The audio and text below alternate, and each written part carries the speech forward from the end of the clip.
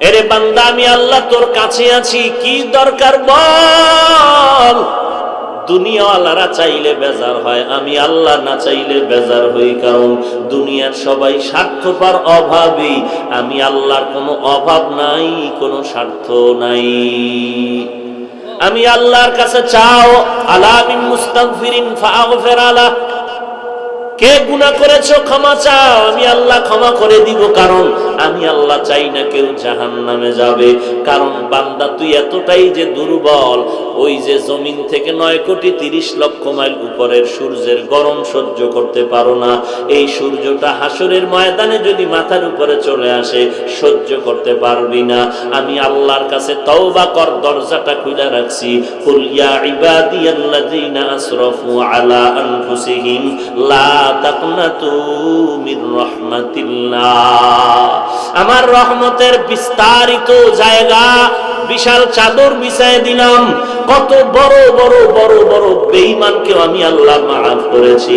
ওরে বান্দা, তোরা তো আখিরি নবীর উম্মত, ওই নবীর মোহাব্বতে আমি আল্লাহর কাছে ক্ষমা চাই না, আমি ক্ষমা করে দিব।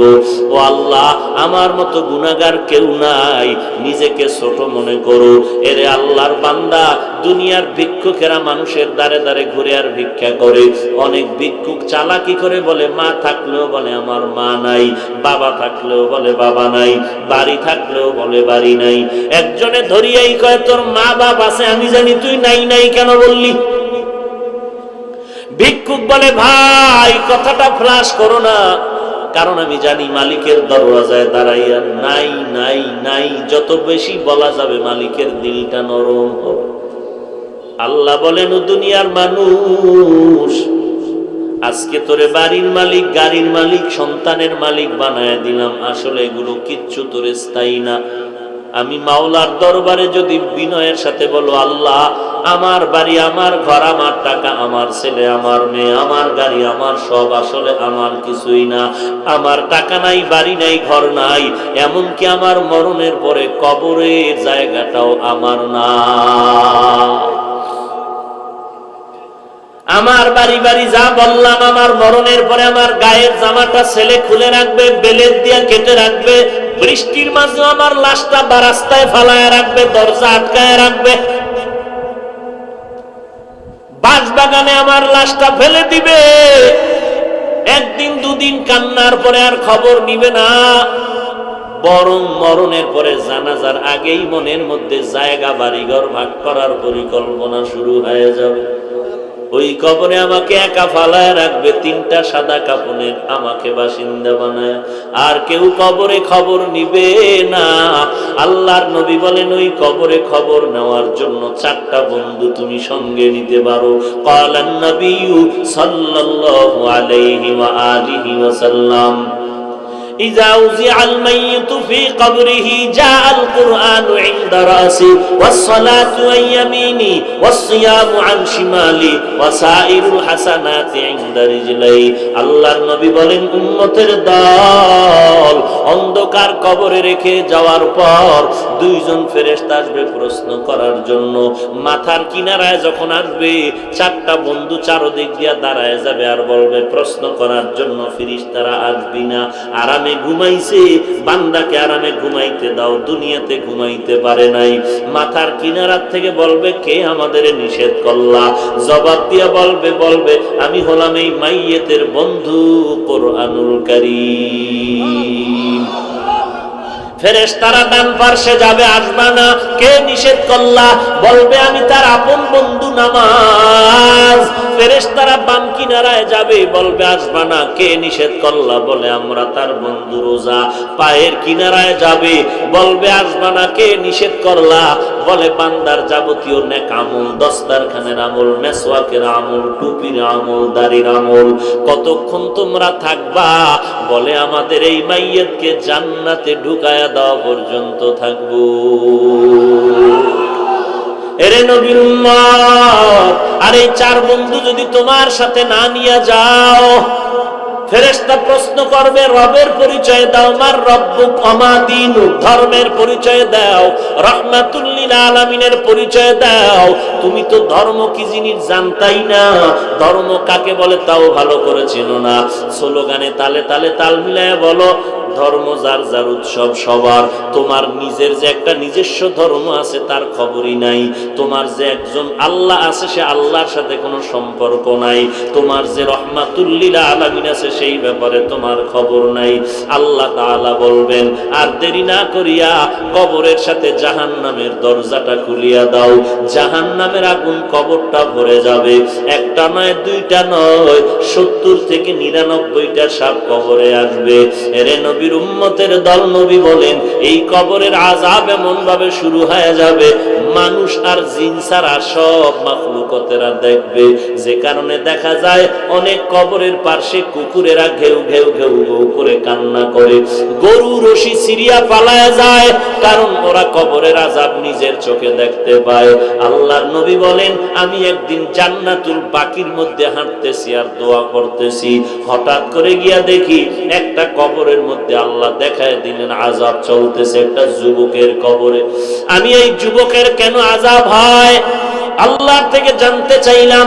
আল্লাহ বললেন, ও মায়ের সাথে বেয়াদবি করেছে। আমি নবী ঠিকানা নিয়ে আল্লাহর থেকে ওই যুবকের মা বেঁচে আছে কিনা সাহাবায়ে কেরাম দিয়ে খবর নিলাম। খবর নিয়ে দেখলাম তার মা এখনো বেঁচে আছে। আমি নবী ডাকিয়া পাঠাইলাম, ওই মহিলা খবর দিল, আমি যাব না। আমি বললাম, বলে দাও তার সন্তানের কবরে আযাব হয় যেন মাফ করে দেয়। ওই মা বলে, না না, আমার সন্তানের আমি কখনো মাফ করব না। রাহমাতুল লিল আলামিন তাকে ডাকিয়া আনলেন, এরপরে বললেন, তোমার সন্তানের কবরে আযাব হয়, মাফ করে দাও। বলে, না, আমি মাফ করব না। নবীজি বললেন, তো আগুনে জ্বলবে, তুমি কি মেনে নাও? বলে, হ্যাঁ, আমার কোনো আফসোস নাই। কারণটা কি? বলে, আমার সন্তান একদিন ঝগড়া করে বউয়ের সাথে তর্কর কারণে বউয়ের মায়ায় পড়ে আমি মায়ের সাথে এমন তর্ক জড়ায় দিল, একটা ইটা নিয়ে আমার মাথার উপরে আঘাত করলো, আমি জমিনের মধ্যে পড়ে গেলাম। আমার মাথার রক্ত বের হয়ে জমিন লাল হয়ে গেল। আমি এমন কান্নায় দুর্বল হয়ে গেলাম, আমার এই কষ্ট জীবনে অন্তর থেকে মুছবে না। আমার সন্তানের কোনো ক্ষতি হোক এটাও আমার জানারও দরকার নাই। নবী তো রাহমাতুল লিল আলামিন। আল্লাহর নবী বলেন সাহাবাদেরকে, তাড়াতাড়ি কেরোসিন আর লাকড়িয়ানো আগুন জ্বালাইয়া উপরে উঠাইয়া সন্তানের জ্বালায় দিব। নবী যখন আগুন জ্বালায়, নবী তাকায় দেখে মহিলার চোখ থেকে পানিগুলো বের হয়ে গেল। ডাক দিয়া কয়, ও নবী, আমার সন্তানের এই আগুনে জ্বালাইবেন না। আমার সন্তান হাজারো যদি অন্যায় করে, আমি নিজের চোখে তাকাইয়া সন্তানের কষ্ট সহ্য করতে পারবো না। এর নবীর উম্মতের দল, আল্লাহর নবী বলেন, আল কবরু রাউযাতুম মির রিয়াজিল জান্নাহ আও হুফরাতুম মিন হুফারিন নার। এর নবীর উম্মতের দল, আল্লাহর মুহাব্বত নিয়ে তওবা করে নাও। আল্লাহ তাআলা বলেন, কত বড় বড় বেঈমানকেও তো আমি আল্লাহ ক্ষমা করে মাফ করে দিয়েছি। তোমরা অন্যায় যদি করিয়া থাকো, চোখের পানি ছেড়ে কান্না করো, তওবা করো। আল্লাহর নবী বলেন, গাভীর ওলান থেকে দুধ বের করে ভেতরে যেমন ঢুকানো আর সম্ভব না, যারা আল্লাহর মুহাব্বতে তওবার নিয়তে গুনার ভয়ে চোখের পানি ছেড়ে কাঁদবে, ওই বান্দাকে আর জাহান্নামে দেওয়াও সম্ভব হবে না। অতএব আল্লাহর কাছে তওবা করো। হে মালিক, এই ময়দানে কেউ আমাকে চিনে না, জানে না আমি কার সন্তান, কার ভাই। ও আল্লাহ, তুমি তো জানো এই ময়দানের মধ্যে আমার মতো গুনাহগার মনে হয় আর কেউ নাই। গুনার কারণে দেখি আমার হাত না পাক, আমার জিহ্বা না পাক, আমার অন্তর না পাক। ও আল্লাহ, এই অন্যায়গুলো যদি আমার কেউ সামনে করতো, আমি তাকে লাথি মেরে তাড়ায় দিতাম। ও দয়ার মালিক, এত বড় বড় গুনাহ করার পরে তুমি একবারও রাগ করে পানি বন্ধ করো নাই, বাতাস বন্ধ করো নাই। ও আল্লাহ, তুমি সূর্যের আলো বন্ধ করো নাই। আজকে ময়দানে হাজির হয়ে গেলাম তওবার জন্য। কতবার আজান শুনলাম, মসজিদে গিয়ে নামাজ আদায় করলাম না, ঘাড় তারামি করে চলে গেলাম। কত আলেম কত বুঝাইলো, তাদের সাথে আমি উল্টা পাল্টা ব্যবহার করলাম। ও আল্লাহ, আজকে তওবা করতেছি, জীবন চলে গেল, গুনাহের কাছেও যাব না, নামাজ ছাড়ব না, মা বাবাকে কষ্ট দিব না। এরে যুবক, আল্লাহর গোলাম, তোমার মতো যুবক আজকে তাকায় দেখো, অধিকাংশ ক্ষেত্রে যুবকের চতুর্দিকে লাশ আর লাশ, মরণের কবর। আবার তাকায় দেখো, তোমার মতো যুবক স্কুল কলেজে লেখাপড়া করে, নামাজের সময় এক ওয়াক্ত নামাজ বাদ দেয় না। তোমার মতো যুবক কোটি টাকার ব্যবসা করে, এক টাকাও হারাম খায় না। তোমার মতো যুবক ড্রাইভারি করে, কৃষি কাজ করে, শ্রমিকের কাজ করে, নামাজ বাদ দেয় না। তোমার মতো যুবক র্যাব, আর্মি, পুলিশ, বিডিআরের চাকরি করে, একটু নামাজ বাদ দেয় না। তুমি কেন পারবা না রে ভাই? আল্লাহর দরবারে তওবা করে নাও, একটু কষ্ট করে নামাজ চালু করো, দেখবা এক সপ্তাহ পরে নামাজ না পড়লে মনটা খারাপ লাগবে। অভ্যাস করে নাও, না পারলে বারবার আল্লাহর কাছে তৌফিক চাও। আর কোনো ভালো আল্লাহওয়ালা যদি পাও, যাদের দোয়া কবুল হওয়ার মতো দিল সাক্ষী দেয়, এমন আল্লাহওয়ালার থেকে একটু দোয়া নিওয়ার বলিও, হুজুর আমার জন্য দোয়া করবেন, আমি যেন 5 ওয়াক্ত নামাজ পড়তে পারি ঠিক মতো। মনটা চায় পড়তে, কিন্তু মাঝে মাঝে যাই, মাঝে মাঝে যাইতে পারি না। এরে আল্লাহর বান্দা, সব লাইনে তোমার মতো নামাজি বান্দা থাকলে তুমি কেন পারবা না? আল্লাহর কাছে তৌফিক চাও, তওবা করো, আল্লাহ আর গুনাহের কাছেও যাব না, আর নামাজ ছাড়বো না, দেশ ও জাতির বিরুদ্ধে কোনো ষড়যন্ত্র করব না, আলেম ওলামাদের সাথে বেয়াদবিমূলক কোনো আচরণ করব না, বিরোধিতা করব না, গীবত শিকায়াত করব না। তওবা করার যদি খাস নিয়ত থাকে, মুনাফিকি যদি না থাকে, খাঁটি তওবার নিয়তে দুটো হাত আল্লাহকে দেখায় দাও। আয় আল্লাহ, সবার হাত কবুল করে নেন। আয় আল্লাহ, আমাদের তওবা কবুল করে নেন। তওবার উপরে মজবুত হয়ে চলার তৌফিক দান করেন। আয় আল্লাহ, গুনাহের প্রতি ঘৃণা জমায়ে দেন, নবীর তরিকা মতে চলার তৌফিক দান করেন। আমিন। আলহামদুলিল্লাহি রাব্বিল আলামিন।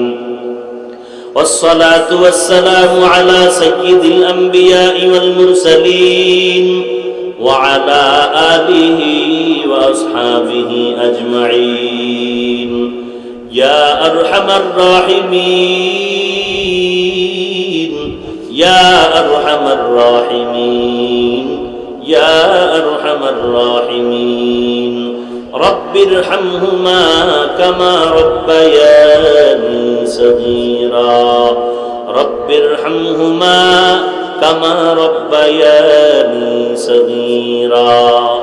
ও দয়ার মালিক, কুদরতের নজর দিয়া দেখেন ময়দানে কত উলামায়ে কেরাম হাজির।